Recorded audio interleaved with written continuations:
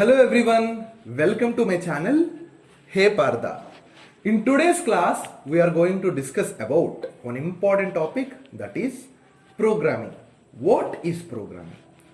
Before learning what is programming, let us first understand why we have to learn programming.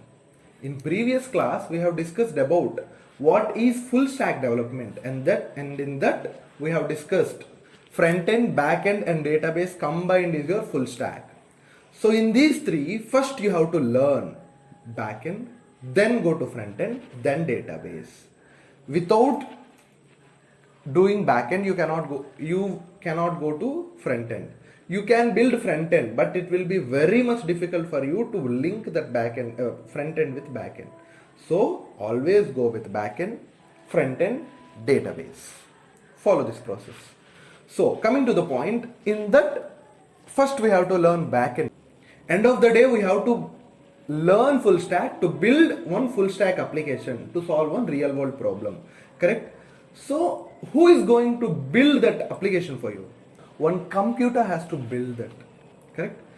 That computer will build the application and you have to instruct the computer. Correct? For example, I want you to learn this topic, so I instruct you. Students, please learn this topic and come for tomorrow's class. You learn the topic and come for tomorrow's class. Because I have instructed you. I want you to learn this topic because so that I instructed you and you have learned the topic. In the same way, now I want my computer to build one application for me. So I have to tell computer. But to tell computer, I cannot tell like how I tell to you. Correct? How can I tell you? I can communicate with you easily because you are a human being, I am human being. You can understand English, I know English, so we can communicate. But computer? What is computer? What is computer made of? Computer is an electronic device. It runs with electricity, current. Without electricity, it cannot be there. Without electricity, it won't work at all. And it can only understand electricity, nothing else. Yes, it only understands electricity because it is an electronic device. It's not human. So now you have to learn electricity to communicate with computer. Sounds different, right? Yeah, but people used to learn electricity to communicate with computer. How, sir? For example, this is the computer. Let us say you have to communicate with. You are here. You cannot say, hi, computer, build one application for me. You cannot tell. It can't understand. It don't have ears. It don't have brain. It is dumb. Computers are dumb. So how you can communicate? Using electricity. Sir, using electricity, how can we communicate? In this computer, there is one important element, important device called CPU, Central Processing Unit. In that CPU, you will be having one major component which is responsible for working of computer is your microprocessor. There is something called as microprocessor. It will be, generally it is denoted by mu. This microprocessor consists of billions of switches which will allow the electricity through it or stops the electricity to it. That is, those switches are called transistors. Those switches, one toggle like switches will be there. There will be billions of switches. These are called as transistors. They what can do? They can allow the electricity or they can stop it. And allowing the electricity will be denoted by 1, meaning electricity is there. If we stop the electricity, 0, no electricity. So your computer can understand only two things. Either electricity is there or electricity is not there. We humans denote this electricity. If the electricity is there, we'll denote by 1. If there is no electricity, we'll denote by 0. So precisely your computer can understand 1 and 0. And these billions of transistors will do. They will allow, some of the transistors will allow the electricity, some will not. This will create a flow of current. Those flow of currents will be given to something called as logic gates, which will be present inside your microprocessor. Those logic gates will be combined. These transistors, meaning 1, 0, 0, 1, they all will be connected to some logic gates that will create one logic, whatever the user wants, and it will give you the output. It is one complex way. It will go directly into electronics concept, but as of now I am not interested in that deep part. As of now, understand, it has one microprocessor, it has billions of transistors, it can either pass the electricity or stop the electricity. The passing of electricity is 1, is denoted by 1. If we stop the electricity, it is 0. So that will be connected to logic gates that will execute the logic. That is how your computer will work. Ones and zeros. So it can understand only 1 and zeros. So for example, if I want to tell to computer do 2 plus 2, if I want to tell, I have to write one big logic, something like this.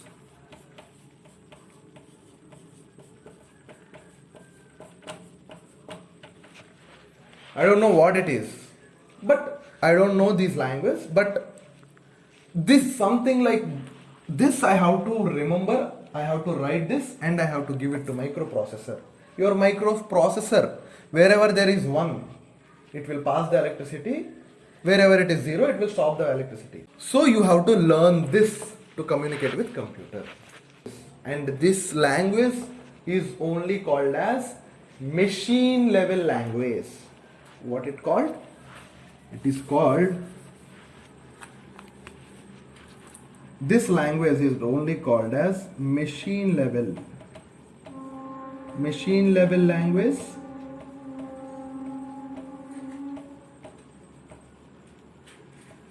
or something called as binary language.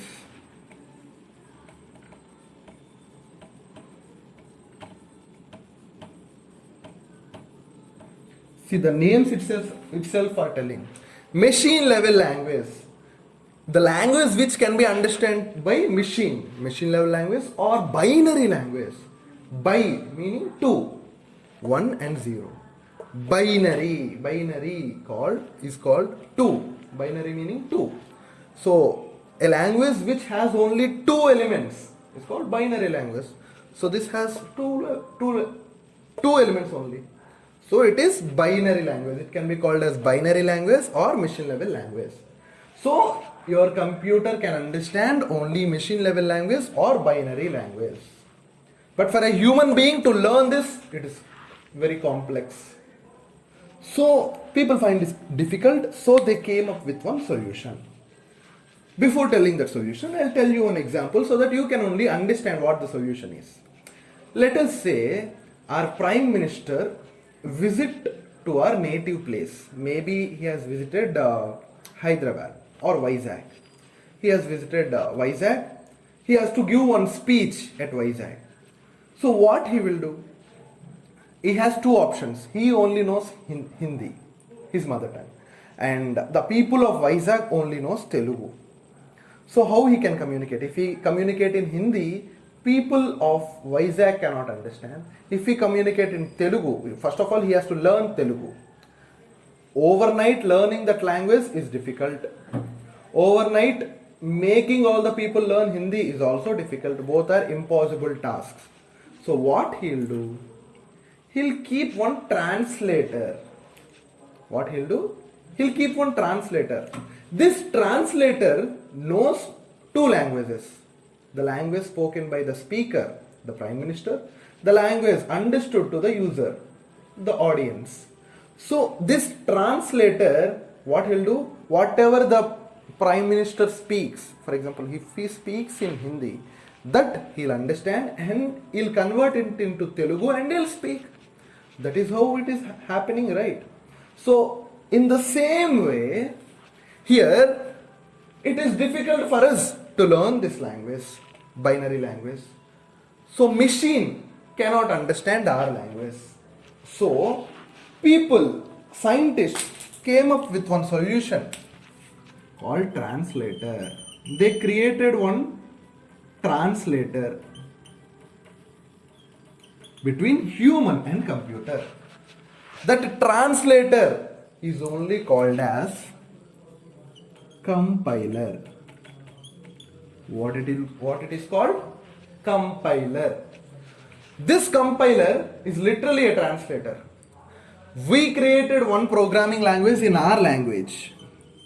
We created one language which can be understood by us, which is easy to learn for us.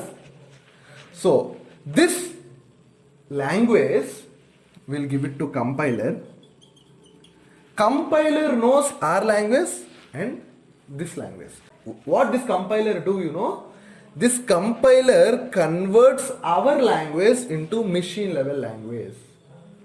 Our language into something which computers can understand. This compiler converts that and it will give it to microprocessor. Problem solved. So here we will give some instructions in our language that is only called as, here we'll call it as source code. Here only we'll write some instructions to computer in our language. So our level languages are only called as programming languages.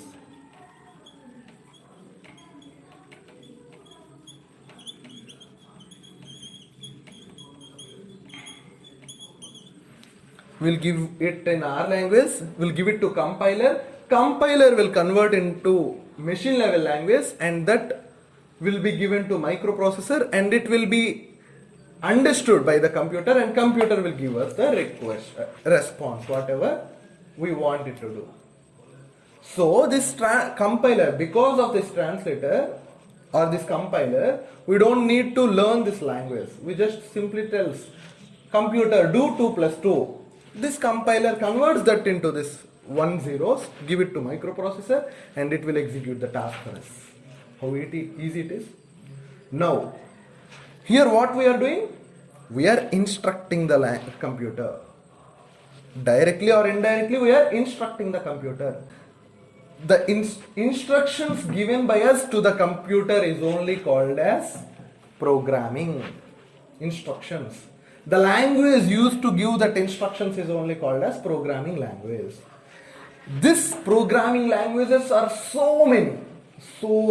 From the era programming languages started implementing, there are so many programming languages. C, C++, Python, Java, Ruby, Golang. Recently Golang is also booming. So many languages are there. You can use any language, like how we have so many languages to communicate: Telugu, Hindi, English, Malayalam, so many, Tamil, so many languages. How we have programming languages also so many. In that you have to learn one programming language, instruct it, give it to compiler. It will convert into machine level language. This is how communication will happen to computer. Now, how we will write this programming languages? What programming to choose? Everything will be discussed, but I'll be choosing Java as my programming language. Why Java? Why not other languages? What is the importance of Java? Why we have to learn only Java? In the remaining also we will learn why Java is important today. Why everyone are seeking for Java developers. That we will discuss in next video. I'll see you all in next video. Until then, do what you love or love what you do. Thank you.